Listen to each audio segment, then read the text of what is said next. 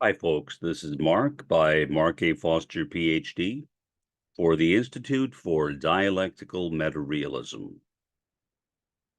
I came across an article while scanning Google News from the Boston Herald, and I must admit that it is the most disgusting article I have seen since the war on Gaza began, or the Israeli terrorist campaign on Gaza began. I never thought I would see words like this used to describe people who opposed the actions of Israel. But now we have. The article, to me, is so disgusting that I really can't bring myself to read all of it. I will, however, place a link to it in the discussion section below this video, so you can read it for yourself if you have the stomach for it. But it is extraordinarily depressing, disenchanting, discouraging, any other word like that you can find. Depressing, I guess, is perhaps the best word. So I will once again put on my spectacles and get ready to read for you just a very brief portion of this article. First, let me read the title of the article to you. And I should point out that it is an opinion column, so it does not necessarily represent the viewpoints of the Boston Herald, and it is not a news story. But nevertheless, the Boston Herald decided that it would go ahead and publish it. And for that, I personally do not think that the Boston Herald should ever be forgiven. If I lived in Boston, Massachusetts, I would make a pledge to never read and to never purchase the Boston Herald for the rest of my life. It is that bad. Here is the title. The article was written by Howie Carr, and it's called, "Hey, Emerson Kids, Don't Do the Crime If You Can't Do the Time." The article is talking about one of the many recent protests that have been taking place on colleges and universities throughout the world. And it made this horrendous comparison. Horrendous. I can't think of another word beside horrendous. Just absolutely disgusting. Absolutely disgusting. I can't imagine that anybody would say such a thing. But here we have it. So here is that one sentence that I will read, and only one sentence from the article, because I don't think I could bear to read more. Or if I did, I would break out crying and screaming, which I think is the appropriate response to this article. Here is the article, or actually it's paragraph 4 of the article. As you know, this week, a bunch of them, talking about students at Emerson College, decided to transition, as it were, from attending Judy Garland tribute festivals into Hitler Youth, promoting the anti-Semitic genocide of the Muslim savages of Hamas. That's all I will read. The anti-Semitic genocide of the Muslim savages of Hamas. What more do you need to hear about the views of this writer?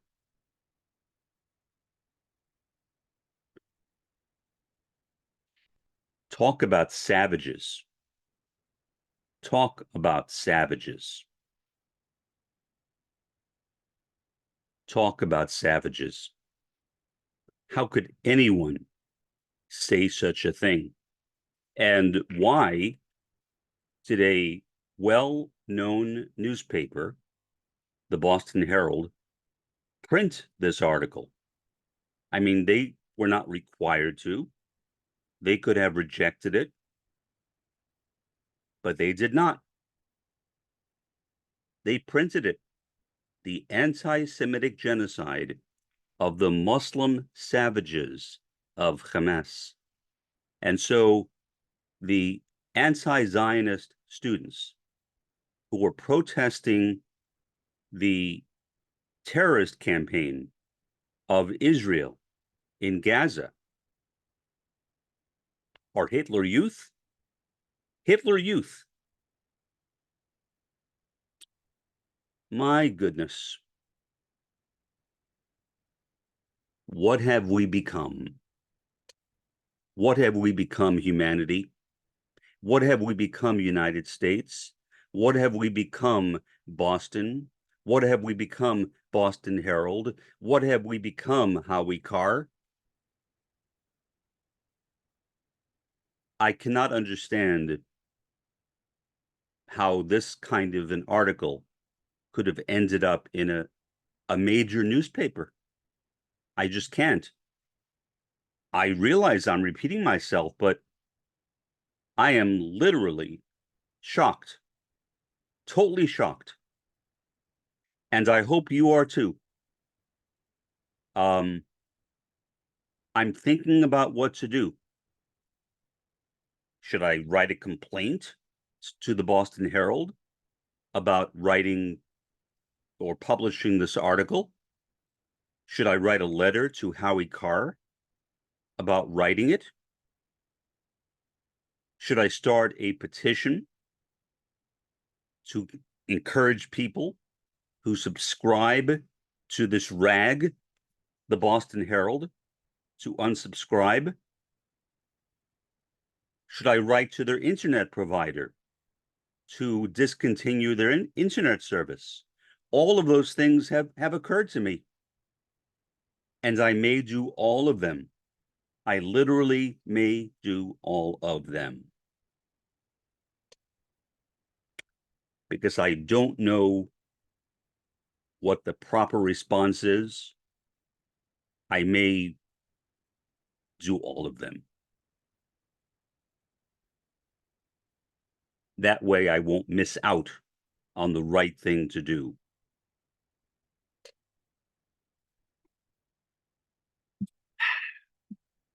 No reason to have my spectacles on because I'm not going to read any more of the article. Again, I will reluctantly place a link to the article in the discussion section, as I said. But what has become of us? I know that we are living in times of political turmoil, in times of divisiveness, but calling protesters Hitler Youth, referring in the 21st century, a quarter of a century after 9/11, to the Muslims in Gaza as savages. What has become of us? I honestly don't know. But all I can think is that whatever the answer is to my question, and I don't pretend to have that answer, it is not good. Surely there must be some remedy to this. getting the Boston Herald to apologize for publishing the article, getting the author to apologize for writing it. Even that would not be sufficient. Why? Because the article was already published. It is available to the public. Well, maybe on one level, that is good. If the right people like me, read it. If the wrong people read it, like, I don't know, MAGA supporters, that would not be so good. But if the right people read it, people like me, we can point out the horrendous sinfulness of the author of the article and the fact that I hope that the Boston Herald goes bankrupt because specifically of this article. I hope it goes bankrupt. It should. No newspaper should continue publication after publishing an article as disgusting as this one. Will that happen? Will the Boston Herald go bankrupt? I doubt it. I doubt it. I'm sure there is a sufficient enough audience to support this newspaper even after an article like this gets published. Maybe, just maybe, there is a difference in viewpoint between the editorial staff and the publishers of the newspaper. And maybe, just maybe, after the publishers become aware that this disgusting piece of filth was published in a newspaper that they own, they will fire Howie Carr, the writer. They will fire the editorial staff. But honestly, as penance, if you can call it penance, the only thing, in my opinion, that will do is literally to close your stupid newspaper. Close it. If you want, begin a new one. Begin a new one, minus the existing editorial staff. Because your editorial staff and the writer of this article has just contaminated your publication. It is a piece of dirt, and it should go down in history as such. I hope so. I'm sorry for getting so outraged. Obviously, that is not unusual for me. In the course of this war, I am usually pretty well self-contained.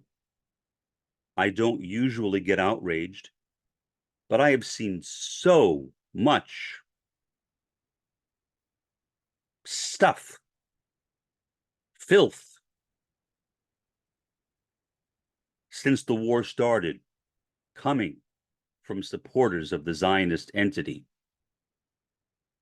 And now,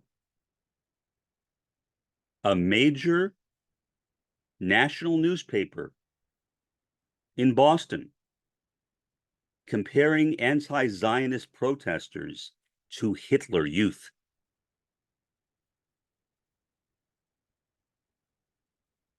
I can't understand it. I can't. I mean, this has gone so much beyond the pale. There is a lot that I can understand as a sociologist. I have had to deal with a lot of disgusting things that have been written have been said, including by some of my students, a couple of whom were neo-Nazis. But I have never before seen anything as absolutely disgusting as what Howie Carr says in this article.